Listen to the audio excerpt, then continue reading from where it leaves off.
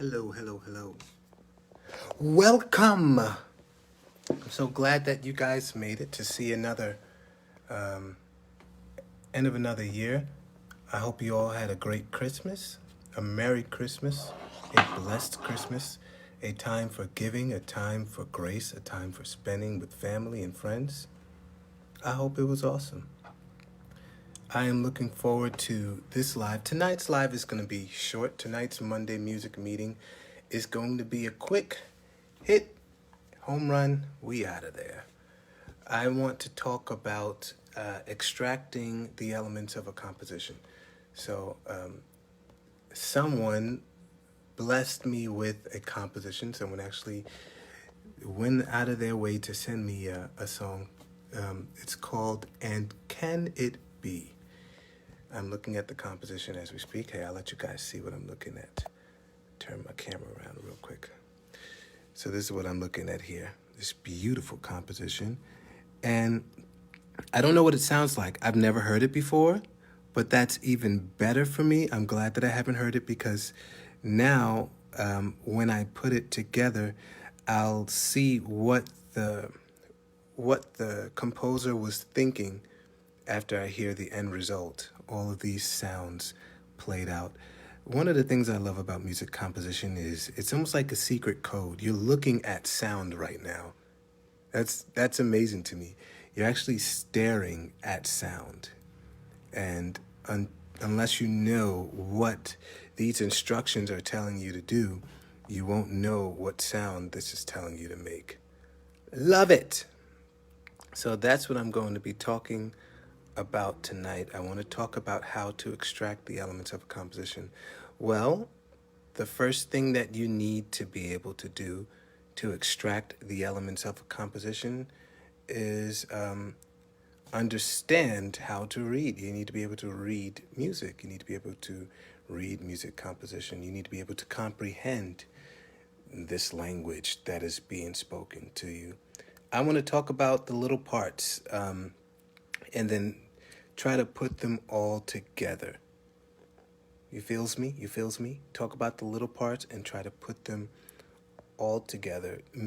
See, there's like a million things here, but if I explain them one by one, it won't be so complicated. And I don't want to take too much time with this because I just got back from a 10-hour drive from Atlanta, and it was a fun road trip, but I was tired.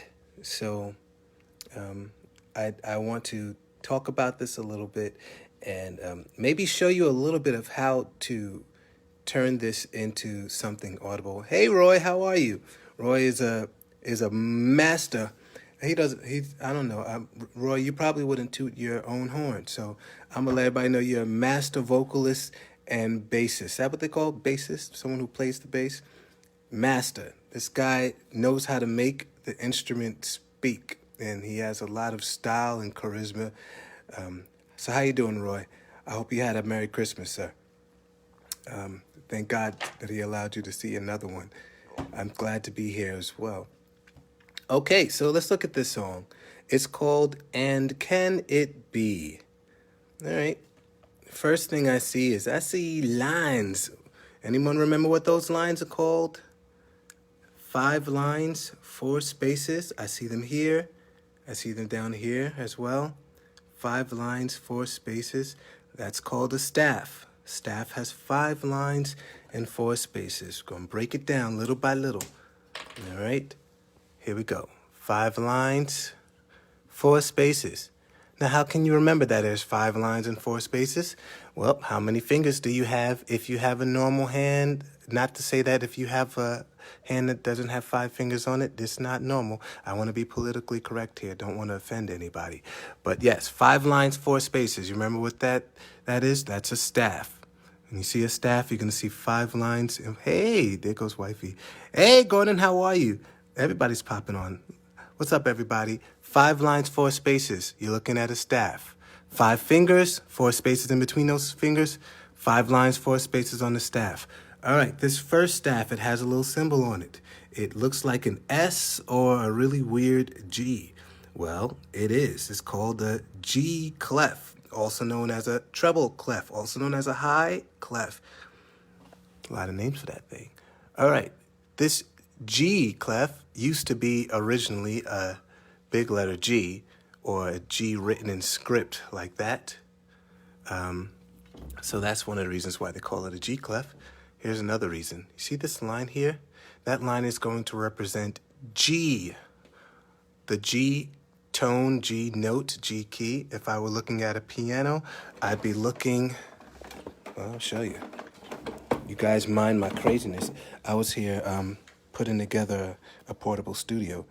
The G key on my piano, well, that line is G on the staff.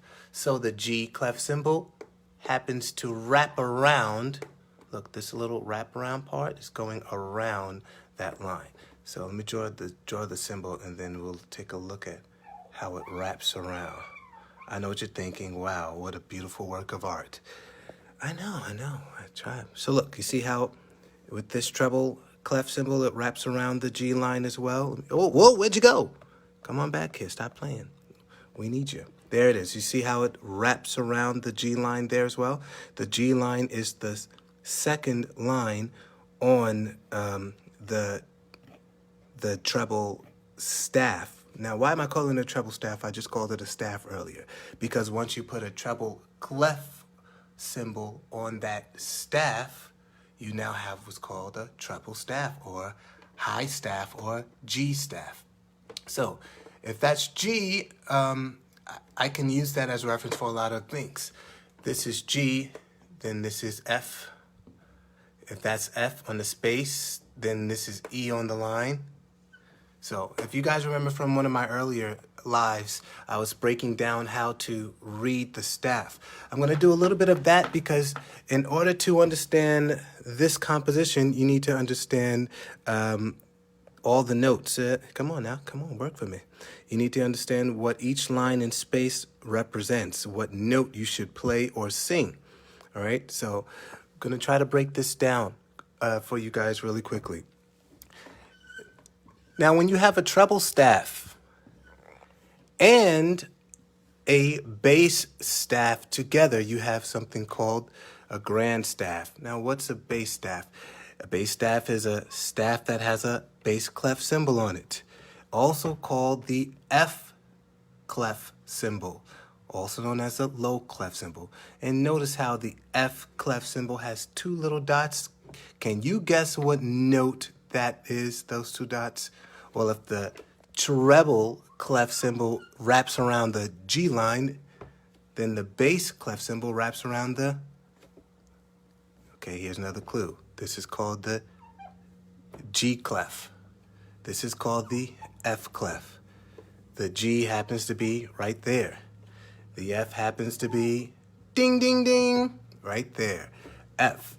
All right, so here's the bass clef and here's the treble clef. Whenever you put those things together with the little brace around it like this, you have what's called a grand staff.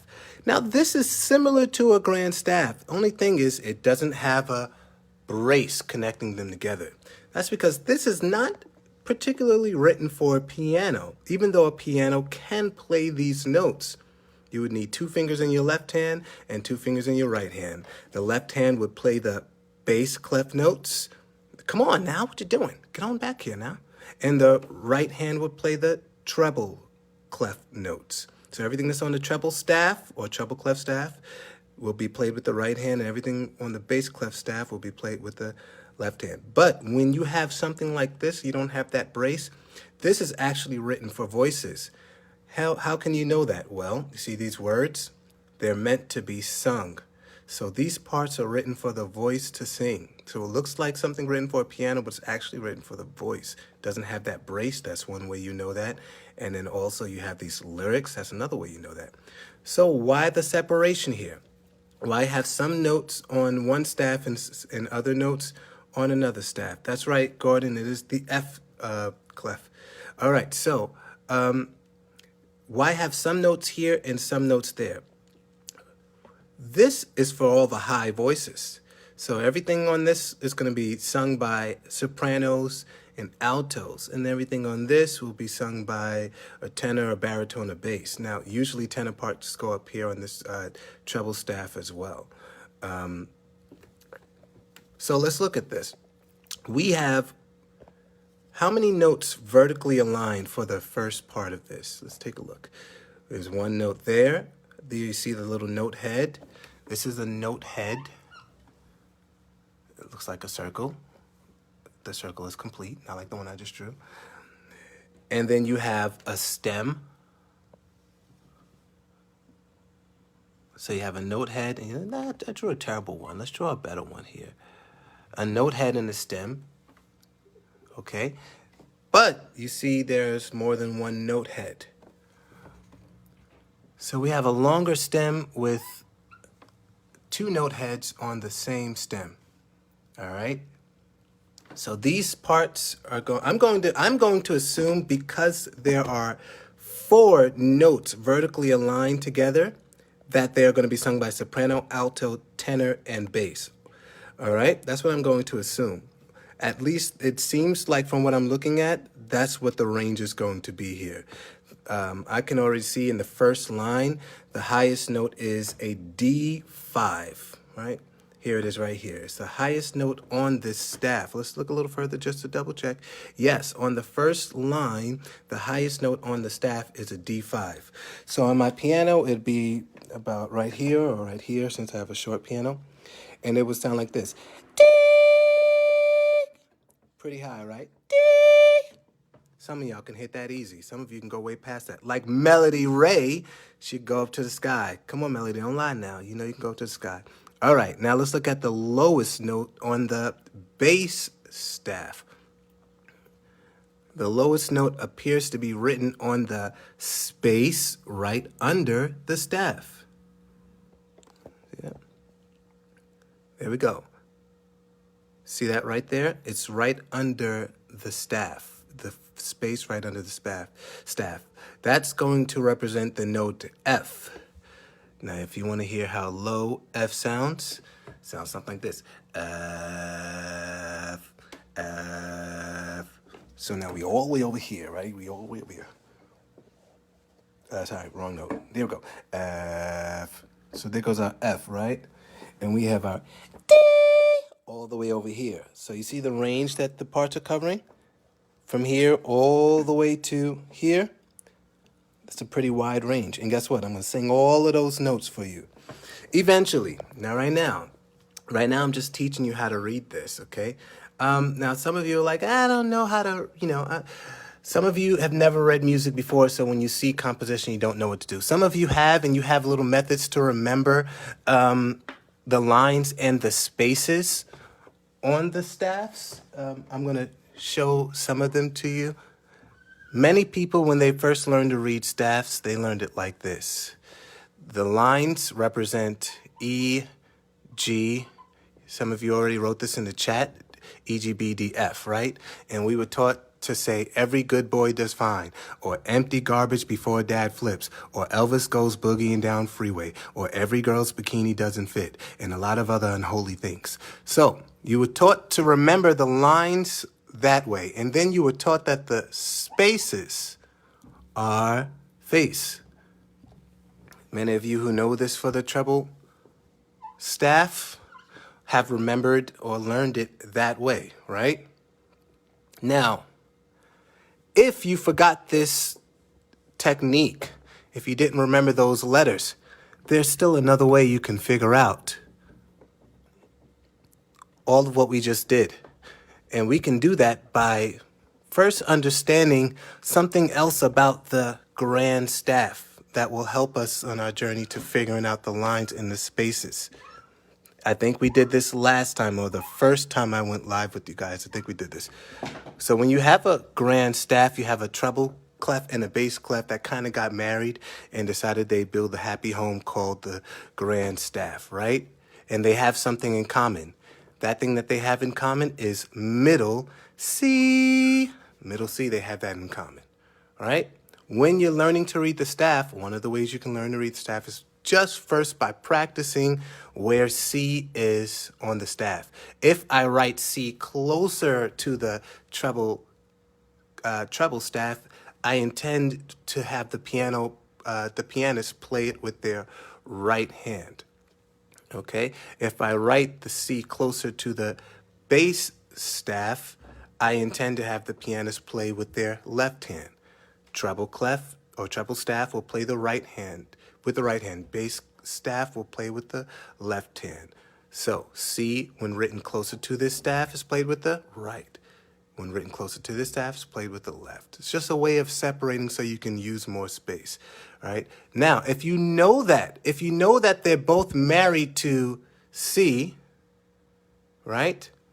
Then you know that the space above C is D, the line above that space is E, the space above that is F, G above that, A above that, and so on and so forth until you're going so high that you need ledger lines to continue writing your notes. And you can do the same thing going backward. If you know C is on the line, then B is on the space, and A is on the line under that. G is on the space under that. F is on the line, E is on the space, D is on the line, C is on space, all the way until you get to ledger lines below that. Mr. Darren, what's the ledger line? First of all, my name's not Mr. Darren, kids. My name is Mr. Darrell.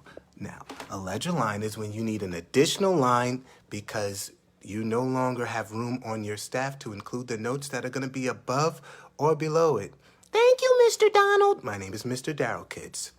All right. So you can tell I work with kids, and all of these names are true. I've been called Mr. Darrell. I've been called Miss Darrell. I've been called Mr. Donald. I've been called Mr. Darren. Everything but my name. These kids have no respect for me. Anyway, I'm glad that we have all adults here tonight. I don't have to worry about anyone mispronouncing my name. So anyway, so that's how you can figure out all the lines and spaces on the staff. It's much better to learn it this way than to learn empty garbage before dad flips. Why? Because now you know the science behind it and not you just doing what you're told. Because if I tell you this is empty garbage before dad flips, what if I told you it was empty garbage after dad flips? Then you would have E, G, A, D, F. And you would still be remembering based off of what I told you, and I could be lying to you. So you need to know the science behind this. Notice how this brace, this is like the wedding ring. This is like the arch that they got married under. And middle C is like their wedding ring. Got middle C on your hand, you got middle C on your hand. So we both have middle C in common. I'll do my part in building this family together. I'm Mr. Bass Clef. I'm building my part of the family. You're Miss Treble Clef. You're building your part. Now, if you got a Mrs. or Mr. and you're also a Mrs. and Mr. I don't judge, but in this situation, this marriage has a Mr. Bass Clef and a Mrs. Treble Clef. Nobody please get offended. I love all of you equally, okay? So they got the C in common, and they're building from there. She's going to take care of everything up here because it's a little bit out of his reach, okay? She went to school for this, and she was built for this. He's going to take care of everything down here. He's doing the dirty work, all right? And he also learned about how to manage his house this way. They're both working on the home. She's doing maybe a focus a little bit more on the home economics, C, D, E, F, G, A, B, C, all the way up there. He's focused more on the working on some outside stuff or, bringing home the deer that the family's going to chop up. But you see how they're working together, right? And they both have middle C in common, and they're building from there. So that's what you can do. If you want to know what comes after C, just, in music, we only have 7 letters. Our alphabet looks like this, A, B, C, D, E, F, G. And it stops there. Everything is just a repeat of that. After A, going before that, you would have, what comes before A? Well, now we're going backwards, so this is G again. What comes before G? Well, we see it here. It's F. Okay, here's G here. What comes after that? Well, we just figured out if we're only using those 7 letters and they're repeating, then after G will come A. And what comes after A? B. Okay, so you can just keep on going. This would be considered middle C. And everything lower than this will just keep getting lower, and everything higher than this will just keep getting higher. C, B, A, G, F, E, D, C, B, A, G, F, E, D, C. All right? And then C, D, E, F, G, A, B, C, D. And all the way up to notes that I can't sing tonight. Okay? So now that you know the musical alphabet, you can plug that musical alphabet into your grand staff. This is very important to know because the next thing we're going to need to know is what this thing is telling us to do. This thing that looks like a pound sign, do y'all see it? That is not a pound sign. You can't press that to go back. Okay, this is a sharp. A sharp tells us to go to the key to the right of the key and play that one instead. What are you talking about? I'll show you. Okay, if you know that this is the F key here, and I tell you I want you to play an F sharp, then you need to go forward or to the right one key, and here we go, and play that one instead. This is considered F sharp. If this is F, one key to the right of that is F sharp. But Mr. Darren, what if... Stop calling me Mr. Darren, kids. Okay, so what if you're on B and you want to play B sharp? Many people would think, okay, if this is B, then this must be B sharp. So you've gotten it wrong. You thought that one key to the right meant you needed to go to the very next black key. No, one key to the right means you need to go to the very next key, period, black or white. So here we are on C now. But wait a second, weren't we looking for B sharp? Yes, we were. And technically, B sharp is also known as C, because in relation to B, this is actually B sharp. In relation to B, this is B double sharp. Look, we got two sharps here. What does sharp mean? It just means to go one key to the right or one key higher, a half tone, half step higher. So here's one half step. Here's another half step. So if I said B double sharp, it would put me here. So where would B triple sharp put me? Well, if this is B, and this is B sharp, and this is B double sharp, then this is B triple sharp. Okay. Now that we know how sharps work, we can go and look at this again. I didn't hurt myself. I'm okay, guys. We can go and look at this again and figure out what that means. What is it telling us to do? It's telling us to play something as a sharp. Well, let's say you don't know what that is. Remember, we have a technique that we're using to find that. Now, if you want the cheat sheet will say, oh, well, just remember that if it's one sharp, it's this particular key. Once again, if you don't understand the science behind the thing, what happens if you forget the cheat sheet, how it works? What happens if you fall out of practice? How do you figure it out all over again? We about to do that right now. All right, let's draw our 5 lines and 4 spaces for our treble clef. Boom, 5 lines, 4 spaces. Let's straighten that up a bit, because I got OCD sometimes. Let's draw our G clef symbol around the G line. Well, that's already a heads up that this is G, because we know that how a G clef symbol looks. But let's say we don't even remember that. We forgot that it's called a G clef. We've been calling it a treble clef so long. No problem. Remember that under the treble clef, the first legend line that you place under it is middle C. You don't got to remember anything else now. Now you just need to plug in the letters. Remember the musical alphabet. A, B, C, D, E, F, G. Remember that musical alphabet? It only has 7 letters. Let's plug in some things now. If the line is C, then we need to put something in the space. What's that space again, y'all? It's D. Now we need to put something in the next line. What's that? E. Next space, F. Next line, G. Next space, A. Next line, B. Next space, C. It's terrible, C. Next line, D. Next space, E. Next line, F. Now, let's find out where that sharp was. Well, when it's next to the treble clef symbol, it's on the last line of the treble staff. So let's put it on. Let's just put that there. Where that at, y'all? Where is it? C, D, E, F, G, A, B on the line, C on the space, D on the line, E on the space, F on the line. It is an F sharp. So they're telling us when you play this song, you're not going to play an F natural, you're going to play an F sharp. Okay, let's see. We need an F sharp. Everything else is going to be a white key. So when we get to F, we're not going to play F, we're going to play F sharp. Okay, on the piano, this is a very good instrument to use to understand this kind of thing. The first white key in a group of two black keys is C. The next is D. The next is E. So now the first three white keys in a group of two black keys. C in the front, D in the middle, E on the end. Okay, look at a group of three black keys now. First is F. Second is G. The third is A. The fourth is B. And if you remember the musical alphabet, you see that I went in that order. Even though I started with C, I could have started with A and just said A, B, C, D, E, F, G. A, B, C, D, E, F, G. Okay, so now with this particular key signature, we have a F sharp. Every time we get to F, we're not going to play it. We're going to play F sharp instead because it is one key to the right. C, D, E, F sharp, G, A, B, C, D, E, F sharp, G. Okay. This still doesn't tell me what key we're in, though, right? I need to know something else. Okay.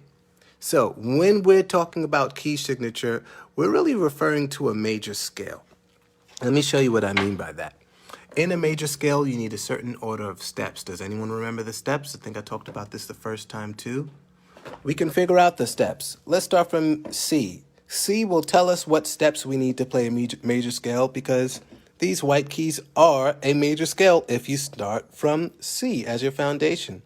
So whenever we go from one key to the very next key, that's called a half step. A half step, one key to the very next key. Whenever we go from one key to a key 2 keys away, that's called the whole step. Whether we're going backward, it's a half step or a whole step. Whether we're going forward, it's a half step or a whole step. Okay, there is an order of steps that will help you to create a major scale. That is whole step, half step, whole step, whole step, whole step, half step. That will lead you back to the note you started on. Those 7 steps, whole, half, whole, half, will lead you back where you started. So let's just write that down. WWH, WWWH. I'm going to also make a YouTube video out of this so you can always go back. WWH, WWWH, right? If you know that, then what's the next thing you can do?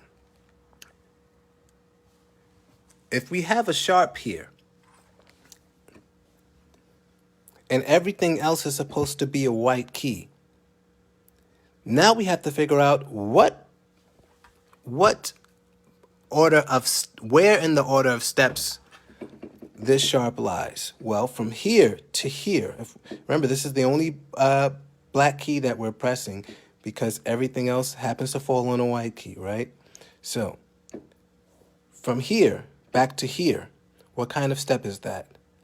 That's a half step. So from this black key to this white key is a half step. Well, there's 2 places where there's a half step. From this whole step to this half step, there's one. From this whole step to that half step, that's another. So it's one of these 2 places. So how are we going to figure out which that is? Okay, let's number these places. Let's say we're starting here. The first degree of the major scale is, say we're talking about C, the key of C, right? That's the first degree of the major scale. Here's the second degree of the major scale. It's also the first step. The first step is the second degree of the major scale. So where would that put us? If this is C, we need a whole step to get to the second degree. We end up on D, right? Good. So now we know, it's very important to know for what we're about to do next. Okay, let me not get you guys confused. We have to go, we already know the first thing that we see when we go from the black key that they're telling us to play, which is F sharp, to the next white key, since there are no more sharps there, that we have a half step move, okay? So let's just write down the possibilities. If F sharp will then take us to G, let's say it was here. F sharp is here on the right there, and let's say the half step will take us to G, okay? Then the next step, it would be a whole step from there, right? That would put us on A, right? The next step after that would be a whole step. That would put us on B. The next step after that would be a whole step. That would put us on C. The next step after that would be a... Wait, does it put us on B? See, from A to B is a whole step, but from B to C, is that a whole step? Let's take a look. B, whole step. We have to skip a key in order for it to be a whole step. That puts us on C sharp. And then from C sharp to, wait a second, it can't be C sharp. Why can't it be C sharp? Because there's only one sharp in this key signature. So if you see a C sharp there, it can't be the key of C sharp. The only sharp that we should see is an F sharp. So let's go back. That means the starting point has to be not this whole and half step place, but this whole and half step place. So let's say this was our F sharp, right? And our half step would lead us to G. Okay, good. So let's work from there. G. So if the F sharp was the 7th degree of the major scale, the G would lead us back to 1. All right, so you're telling me that we're in the key of G? Maybe. Let's check. If this were the key of G, then the first whole step would lead us to A. So that's correct. The next whole step would lead us to, let me just write it down, B. That's correct.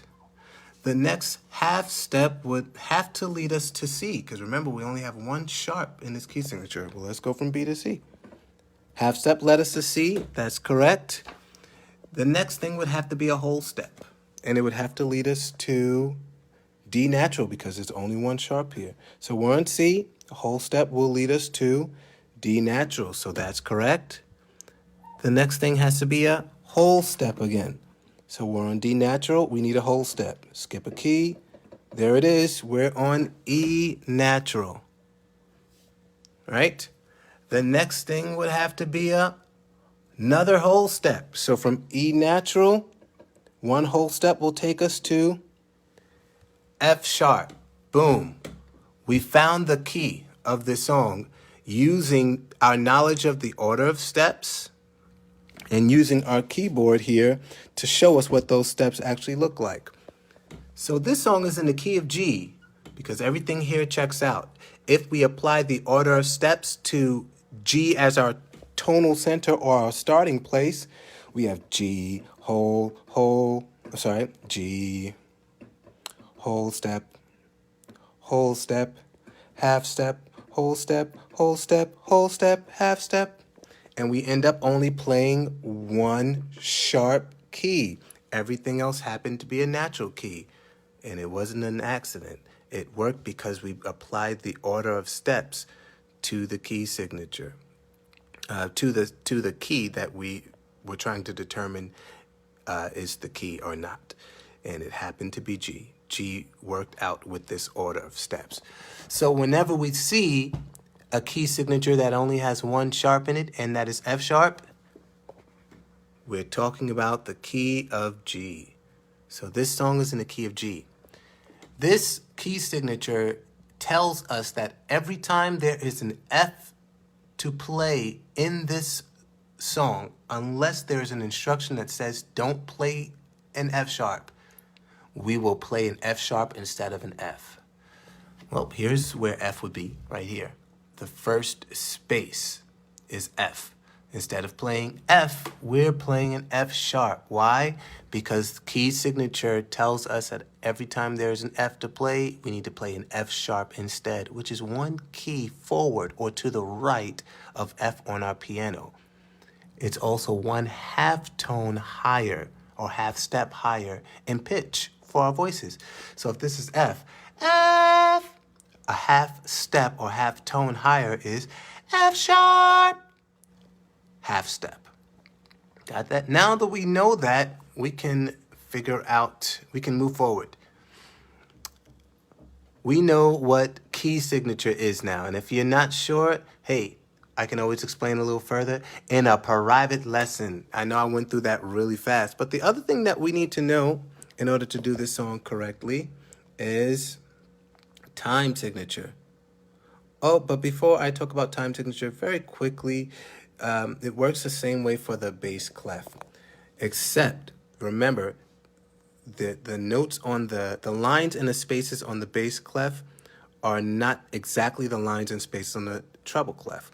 We discovered, starting from middle C as our foundation, that the first line on the treble clef is an E. But starting with C as our foundation and going down the staff instead of up the staff, we discovered that the first or the highest line on the bass staff is an A. Because if this is a C, then this is a B, and this is an A. Thank you for that. So we're trying to figure out what that sharp symbol is. Notice where the sharp symbol is. It's on the fourth line, or the second line from the top on the bass staff. So let's just draw a bass staff in completion really quickly. 5 lines of 4 spaces, and it's on the second to last line. Well, let's keep going. We got a C on the ledger line, B on the space, A on the ledger line, G on the space, and F on the line. I called this a ledger line. I meant to call it a regular line. Ledger line, regular line. F on the fourth line from the bottom, or the first line from the top. So every F, once again, ends up being an F sharp, even on the bass staff. So this key signature applies for both the treble staff and the bass staff. Every time we get to an F key, we're going to play F sharp instead, which is a half step higher, half tone higher in pitch. Also, it's one key to the right of F. Everybody understands that now. Great. Now I got to move forward. Let's look at this other thing. These numbers. How many of you remember what those numbers represent? These numbers could change. This could have been a 3. That could have been an 8. That could have been a 1,276. That could have been a 16. What is this telling us? We already learned about key signature. Now we need to learn about time signature. Some of you have been taught ways to remember time signature too, and many of you, it didn't make sense to you when you learned it. Well, I explained time signature to some 4-year-olds, all right? And it wasn't easy for them to understand at first, but the way I explained it to them, eventually they got it. They made sense of it. I'm going to try to explain it to you the same way very quickly. The top number is going to tell us how many beats or pulses should be in each measure. So for instance, 4 beats. This is the beat. Boom. Here's 4 beats. Boom, boom, boom, boom. Notice how I spaced each beat evenly apart. It needs to be that way, or else you're not really measuring time. If I do this, boom, boom, boom, boom, they weren't evenly spread apart. But if I do this, boom, boom, boom, boom, that is a steady beat. So this number on the top is going to tell us how many steady beats will be in each measure. Okay, but now we need to know this bottom number, what that means for us. Some of you were probably taught this means that a quarter note gets the beat. You were taught that if you see a 4 on the bottom, it means a quarter note gets the beat, right? Let me break this down for you a little further, the way an amazing genius named Richard Harper broke it down for me. This bottom number actually tells you the value of a whole note. Oh, wait a second. How many of you remember what a whole note is? A whole note is considered to be a full beat. Okay. A half note is considered to be half a beat. Notice the difference between a whole note and half note. Whole note looks like a circle that's empty. That's the note head. It's not filled in. Half note looks like a circle that's empty. That's also the note head, and it's not filled in. But there's a stem coming out of it. Note head, stem. Quarter note, it only gets a quarter of a beat. Okay? Compared to a whole note, this only gets a quarter of a beat. Oh, what about this one? Oh, this is a tricky one. You know what? I think we'll come back to that one soon. But you're going to need to know what it is because some of them actually appear in the music. Let's do this one first. This is an eighth note. It has a note head just like the half note and the quarter note and the whole note, except it's filled in just like the quarter note. But it also has something that the quarter note doesn't have. It also has a stem just like the half note and the quarter note. But it has a flag. That's what the quarter note does not have. This is how you draw an eighth note when it's by itself. When you're drawing two eighth notes together, the flag disappears. And now what used to be a flag becomes a beam that is attached to the other eighth note's stem. So by itself, it's all sad and droopy. Oh, I'm just a lonely eighth note. But when it gets together with another eighth note, look at that. When two come together, they can stand back to back and be stronger. Come on. And a threefold chord is not easily. Okay, that's another note. We're going to talk about that easy. We're going to talk about that later. All right. Eighth note. When you put two of them together, they have a beam attaching them together instead of a flag, which is what you'll see when one eighth note is by itself. But an eighth note is only an eighth of a beat. Now let's go ahead and talk about that note that has the dot next to it. That dot. Some of you have been taught that whenever you see a dot, you got to add one beat. That is incorrect. You don't add one beat when you see a dot. You add to the beat 50% of the beat's value. Okay, this is a half note, right? So I am going to add half of the half note to its value. Well, if a half note is worth half a beat and a quarter note is worth a quarter of a beat, then a quarter note is only half of a half note. So if I'm adding half of the value of the half note to it, it's almost like saying instead of being a half note, you're going to be a half note plus a quarter note. So I've made you a little bit longer. I've added value to you by putting that dot there. So let's just say it's like multiplying whatever the beat is by 1.5. Also known as adding 50% of the note's value to it. Okay? You can think of it like adding 50% or multiplying it by 1.5. Either way, you're going to get that. Okay, so the dot tells you to add 50% of the beat to the beat. All right. The bottom number in time signature tells you the value of a whole note. It's almost like saying that's how many beats this particular whole note can eat. This whole note is very hungry. It can eat 4 beats. All right? So if the whole note is worth 4 beats, how many beats is the half note worth? 2, because it can only handle half of what the whole note can. How many beats is the quarter note worth? 1, because it can only handle half of what the half note can. How many beats is the eighth note worth? A half a beat, because it can only handle half of what the quarter note can. How many beats is a dotted half note worth? Well, if a half note is worth 2 beats, and a dotted half note is like saying I'm a half note plus a quarter note because you've added 50% of my value to me. You've multiplied me by 1.5. You've added 100. Okay, let's say you're adding 150%. You're multiplying it by 150%. Is that better? Does that make more sense? Okay, so the dot tells you that you need to add or you need to multiply the beat by 1.5. So the whole beat is worth two beat. The whole beat is worth 2, right? So then that beat plus an additional half of its value would be 3. Why? Because a half note plus a quarter note will equal 3 in this case. Okay, remember that dot tells me to add whatever half of the note's value is. We're going to add that to the note. So half of a half note is a quarter note. So a half note plus a quarter note equals 3 beats in this case. Why? Because the whole note is worth 4 beats. How do we know that? Because the bottom number of time signature tells us the value of a whole note. And we need to know that to figure out what kind of note will get 1 beat.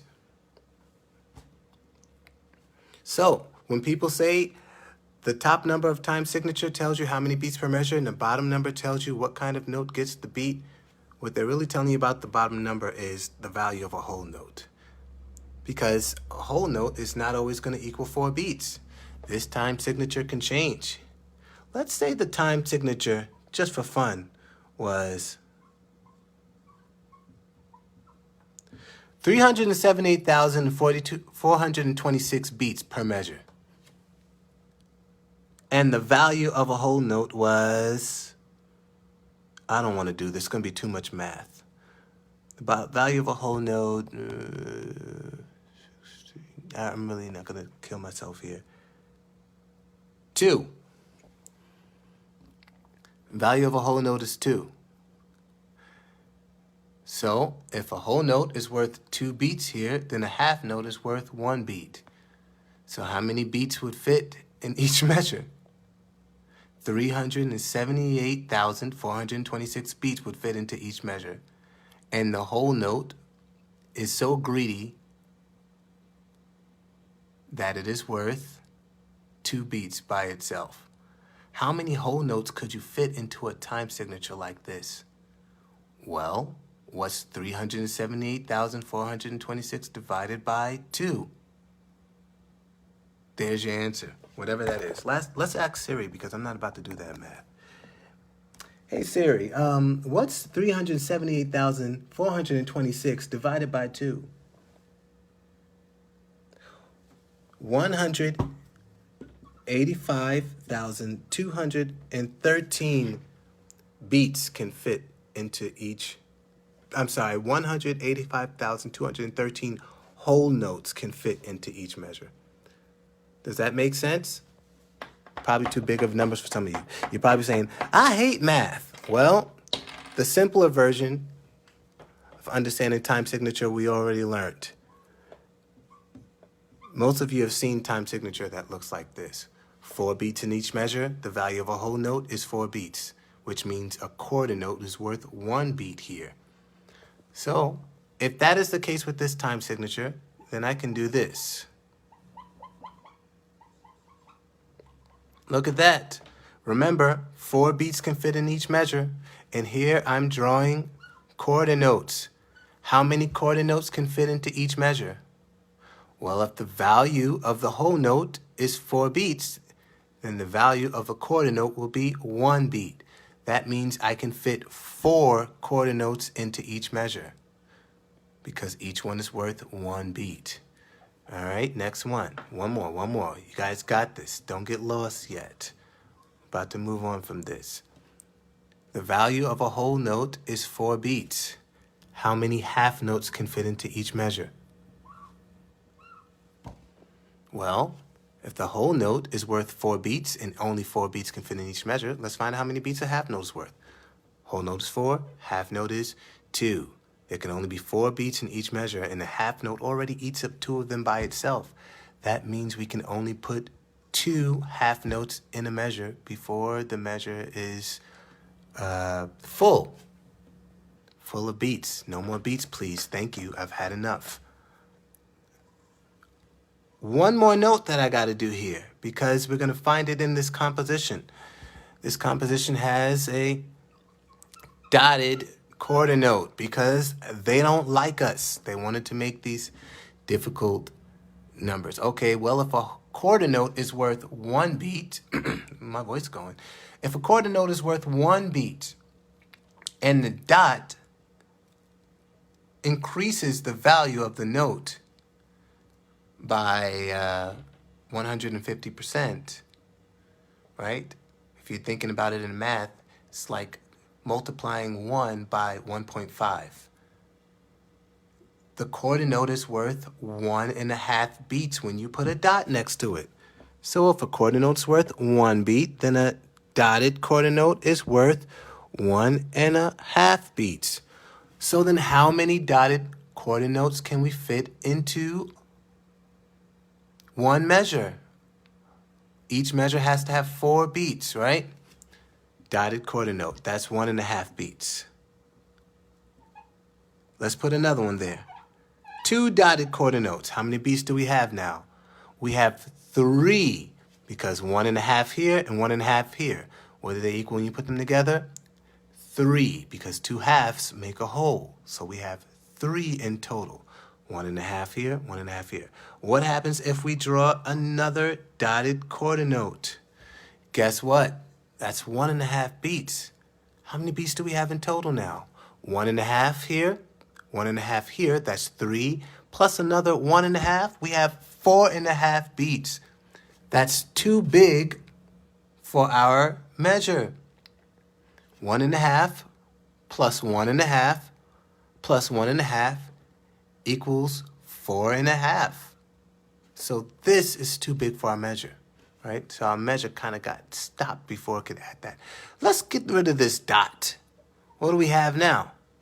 Now we have a dotted quarter note, another dotted quarter note, and a quarter note without a dot. How many beats is that worth? Let's do the math. This is worth 1.5 beats. This is worth 1.5 beats. This is worth 1 beat. How many beats do we have in total? 1.5 plus 1.5 plus 1 equals 4. Boom, now we have a measure that we can close because it's not over incapacitated, whatever the word is. It's not overly full. I think that's incapacitated. Yeah, there we go. That measure works because it doesn't have too few or too many beats in it. It's perfectly full. This dotted quarter note is going to show up. Let's take a look at where. I found it. Dotted quarter note right there. They thought they could trick us, but now we know the value of a dotted quarter note, so they can't get us with that. Look, there goes that dotted half note. Remember, that's worth 3 beats because a half note by itself is worth 2.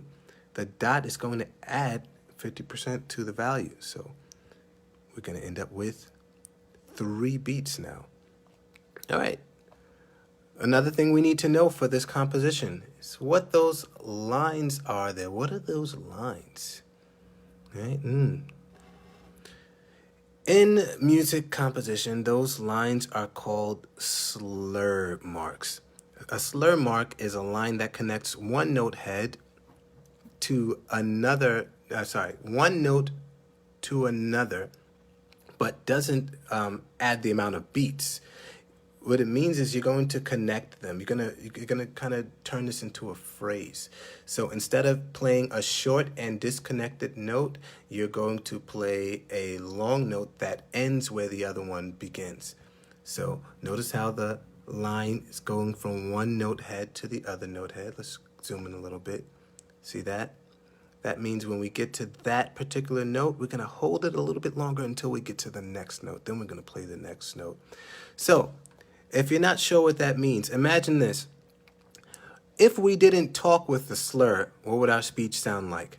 If we didn't talk with a slur, what would our speech sound like? This is what our speech would sound like if we did not talk with a slur. Notice how each phrase or syllable is disconnected from the next. Almost like I'm taking a breath in between. Isn't that annoying? We don't talk like that. robots maybe do. But we connect our phrases by slurring our speech. We allow one word to end, one syllable to end where another begins. That's what a slur mark is in music. It means when you're holding that key or holding that pitch, you don't release it until you're ready to go to the next pitch. Staccato is the exact opposite of this. This is more like legato. Okay, so staccato means short and disconnected. Legato means long and connected, like slurred, like the way you would speak in phrases.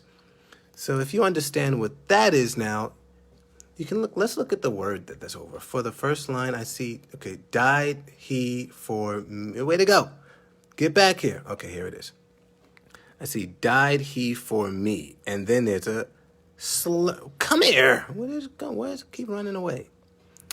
I'm just not used to pressing. Okay, come back here. Let's make that come back. Okay, there we go.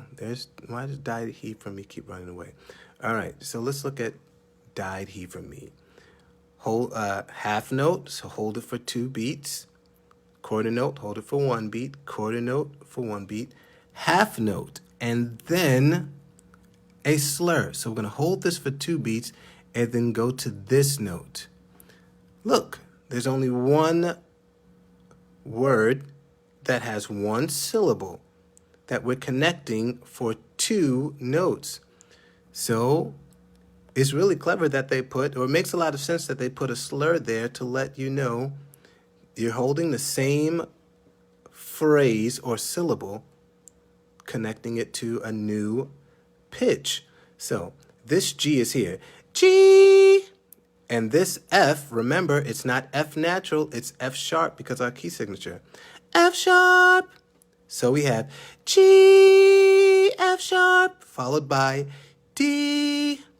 Okay, so me starts with G. So we go me, and then me ends with F sharp. So we go down to E. Now, why don't we say me again? Because same syllable, same phrase. We're going to hold it. Me. We held this for 2 beats. 1, 2, 1. But we connected them. Ah. So what does this line say? This is D. Died. This is F sharp. He. This is G. 4. This is G again. Me. Hold it for 2 beats. Then we have F sharp. E. Then we have who. So this says, died he for me, who. Once again, died he for me, who. So we're making sense of this now. This is starting to make sense.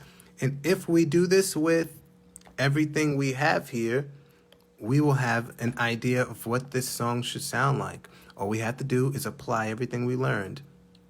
We need to make sure we understand the key signature so that when we get to an F, we play an F sharp and not a regular F because the key signature tells us that we need to do that. We need to make sure we're holding these notes for the right amount of beats. Otherwise, we'll hold one too long or for too short of a time, and the song won't sound right, and our measures will be either too long or too short. We won't be able to sing it to a steady beat. We want to be able to sing this to a steady beat. And we want to make sure we connect those notes, connect those phrases or syllables that have a slur mark on them.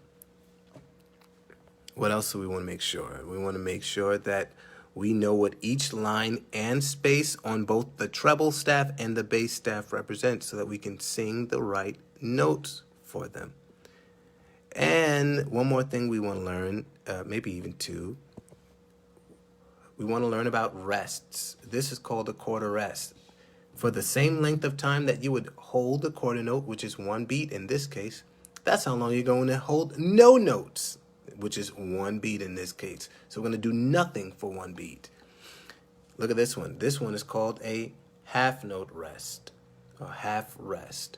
Whenever we see a half rest, we're going to do nothing for 2 beats because a half note in this time signature is worth 2 beats.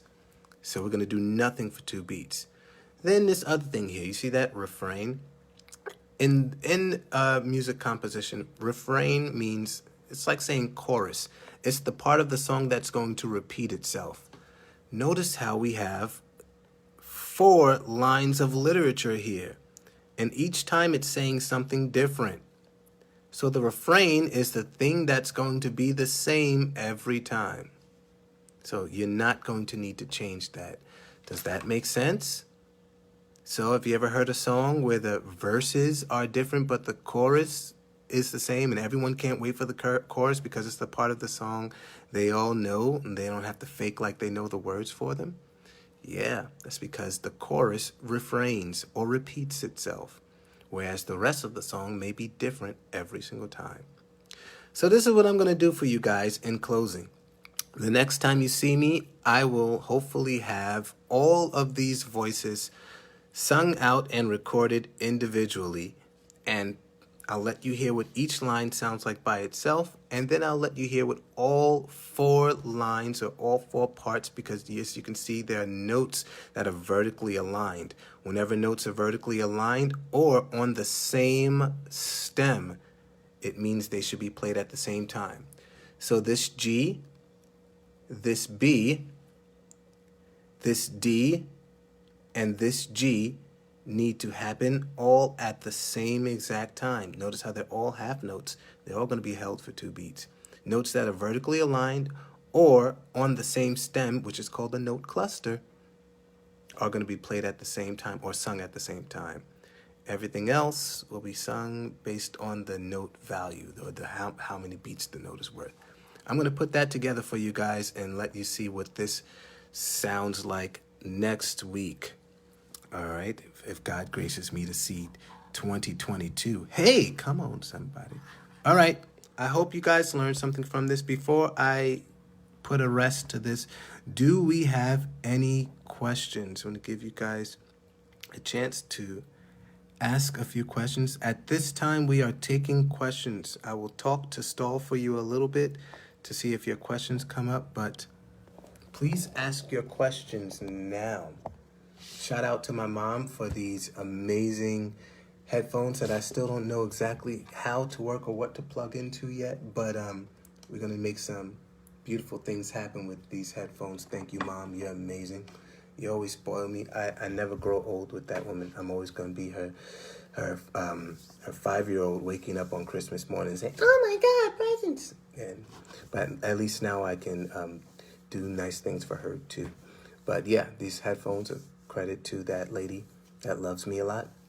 I'm going to use them to record all 4 parts of this And Can It Be? It's going to be fun. Any questions? Any questiones?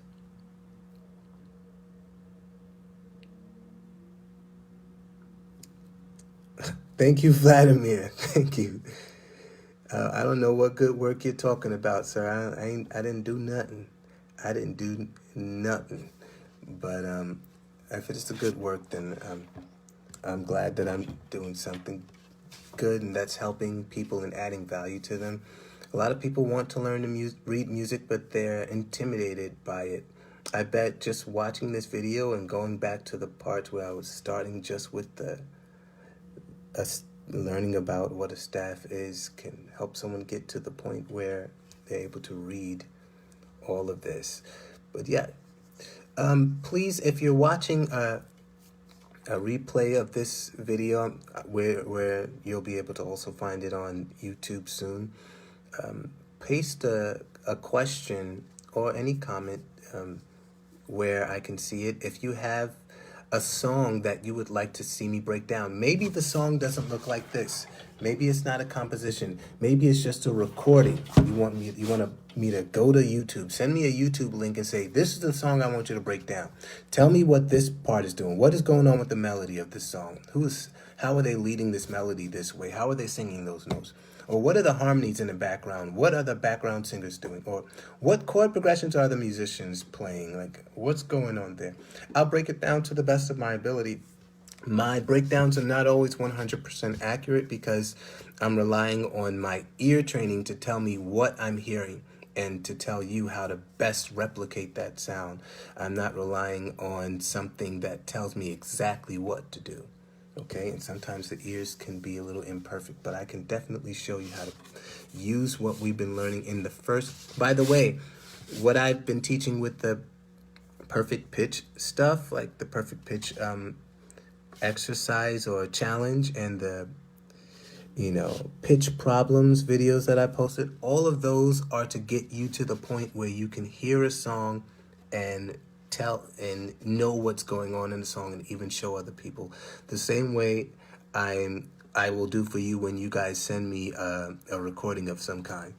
And also having that ear training will tell you what you need to sing without being. Notice I don't have anything plugged up. My piano's not plugged up. And I'm relying on what I remember the notes sound like to tell you what key we're in and how and what it would sound like if you were to play that key on an instrument or sing that key accurately.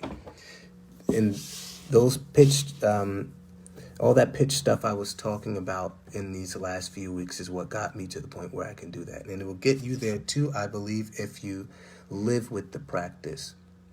So, yes. If there be no questions at this time, I hope you guys all have a wonderful holiday. Continue being merry. Find someone who's in need and do something good for them, even if it's just a word of encouragement, or buy them a mansion if you got it. But yeah, continue doing what you do. Enjoy time with your family. Enjoy the holidays. I love all of you. Merry Christmas and Happy New Year. Bye!